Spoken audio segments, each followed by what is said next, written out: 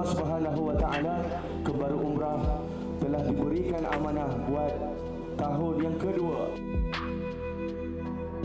Debaran itu bermula apabila diberi jawapan terhadap rayuan. Saya rasa kembara umrah adalah pilihan yang terbaik. Saya rasa kalau boleh adakan cawangan di utara. Haji ini penuh dengan apa? Dengan ujian, penuh dengan cabaran. Dan saya yakin, alhamdulillah, apa sahaja yang mendatang kepada kita dan sepanjang kita mengerjakan ibadah haji ini, ianya merupakan satu yang indah. Tapi dengan berkat mutawif kita, petugas-petugas kita yang sentiasa bersedia membantu kita, alhamdulillah, kita dapat melaluinya dengan baik, alhamdulillah.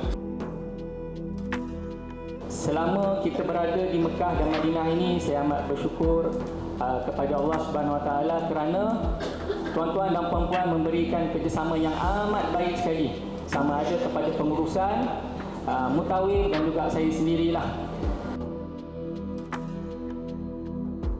Kembara